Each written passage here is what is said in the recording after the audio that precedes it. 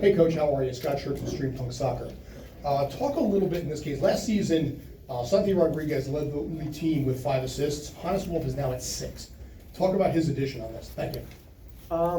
Yeah, I think, we're putting demands on all of our offensive players to put numbers up because, we set a target at the start of the season that the amount of goals that we want, we set little targets along the way that we want to achieve that we feel will be the stepping stones for a solid league position. And that requires all of our offensive players to put up numbers, right? It requires our goalkeeper to keep clean sheets. It requires our defensive players to make plays and be solid. And, I've been really pleased with the influence Santi has had this year, goals and assists. And Hannes now, along the way has been putting the numbers up as well. Alonso Martinez is putting goals up. So, we're really starting to get numbers that we feel are gonna help the team. John? John Lupo from Substack. It's just a 2-part question. Talk about, you mentioned Alonso. When he scores in bunches, the 4-goal game, and now he had 2 tonight. So just talk about how when he gets that first goal, he's always able to get that second goal, be hungry, be attacking, and also talk about Thiago Martins making the All-Star team. I said before, we're looking for a number 9 that's going to put numbers up in consistent numbers. And the one thing Alonso Martinez is super clinical. If he gets chances, he scores. And we had maybe 3-4 chances tonight, and to be 1 in 2 2 for 4. For me, he's really producing for the team. I think the best part of his game is his link-up play and the way that he plays with the team's really developed. Thiago Martins, I think, fully deserved. I think you can see a guy that's really grown into the leadership position he's in. You can see a guy that embraces the responsibility and the demand that we put on him. And I think he's been one of our most consistent performers this year. Great with the ball, but really, really solid defensively. Elon? Hey Coach, Halen from Fibro Footy. Julian Fernandez, he went from scoring in back-to-back games late in the game to now he's kind of struggled to find minutes, as of late. Could you talk a little bit about what he's been working on to kind of find his form again? Yeah, I mean, it's the game, right? There's going to be real ups and there's going to be some moments when you maybe feel a little bit down or you don't feel you're in the team or you really want to get rhythm. It's not about Julian. Julian's training incredibly well. Julian's performances have been good when he's came in.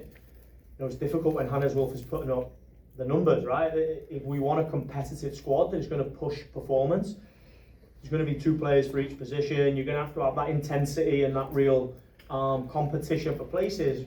Julian is working hard, ready to go in, but Hannes has just hit real form. So there's going to be opportunity. We may have lost 1 or 2 players this evening with injury. We're on a tight turnaround going into Austin, so we're going to have to refresh the team. So Julian's working incredibly hard, and the opportunities will be there for him. We're going to the second row here, and then Javier. Ernesto Diaz, String Punk Soccer. Coach, congrats on the win. We saw Maxi go down in the first half with an injury. Do we have a status on how he's doing? Is he okay?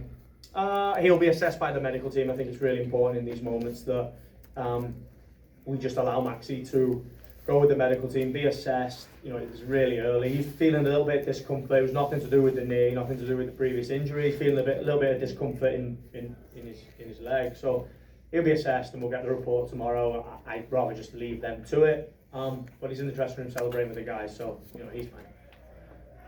I guess as a follow-up to that, any update on Risa as well? What happened? Burke rolled his ankle, so I actually didn't see it, and I don't know if it's in a tackle or just running. I haven't had the report back from the guys, but it's pretty swollen, the ankle, so it's going to be one of those pain-dependent ones. They're going to treat it quick, they're going to get some ice on it, swelling goes down, he plays the game on Saturday, but he rolled his ankle and a little bit of swelling, discomfort.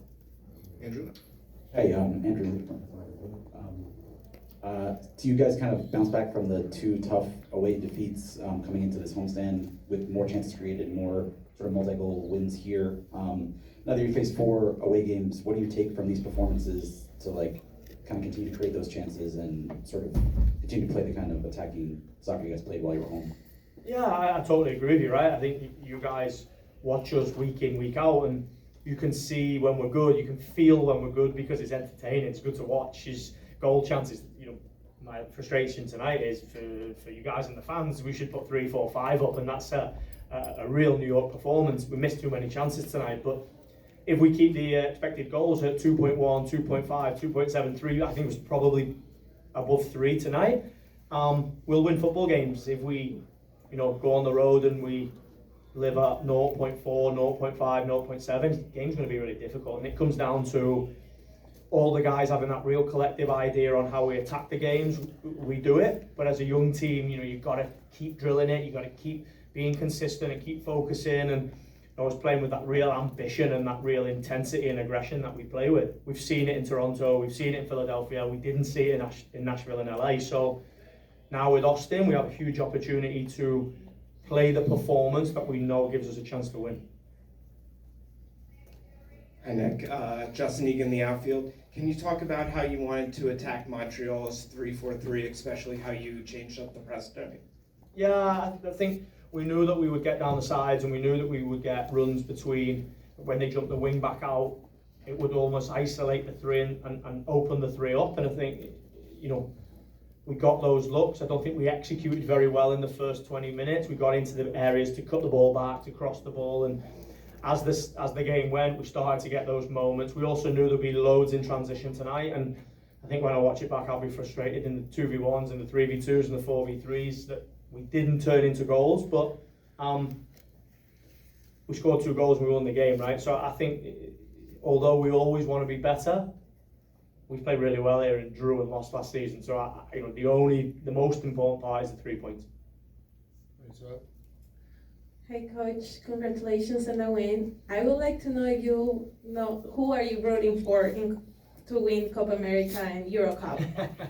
Well, England. In the Euros is England. I think we have a really important game at the weekend. I think if we can get through that and we move on, I think we've got a really good chance. Copa America, I watched all the games. I think, I've been really impressed with a lot of the teams. I think it's going to be difficult for teams to get past Argentina, right? They look strong. So, I just watch it for enjoyment, but I think Argentina. Hey Coach, Shane with AM New York. Congrats on the win and the clean sheet tonight. How satisfying is it to add a clean sheet? I think it's your 4th of the season going into the business end.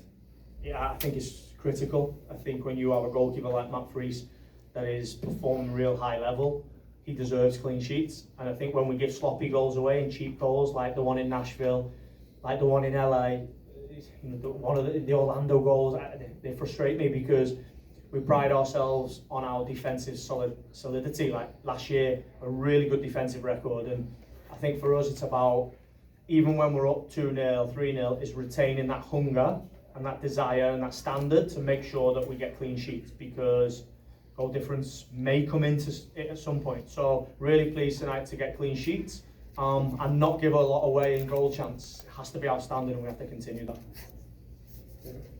Hey Coach, congrats on the win.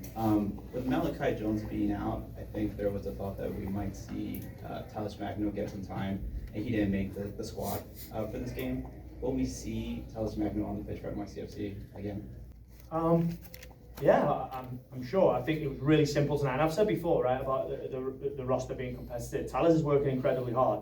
If we lose Maxi Morales and Bert Reese, Talles is in the squad. Tonight was really simple. Kevin O'Toole is at a place where, as the senior left back, his load is at a real high level, and Christian has to be ready. I actually was going to take Kevin O'Toole off with about 30 minutes to go and put Christian McFarland on. It's probably highly likely Christian's going to start one of the next 3 or 4 games, because he has to, because there's no way we're either going to lose Kevin to injury or Kevin's going to need a rest. So that was the simple reason that Christian went on the bench. Talles is working hard. The opportunity will be there for him, and we missed chances tonight, so the opportunity for our offensive guys is definitely there.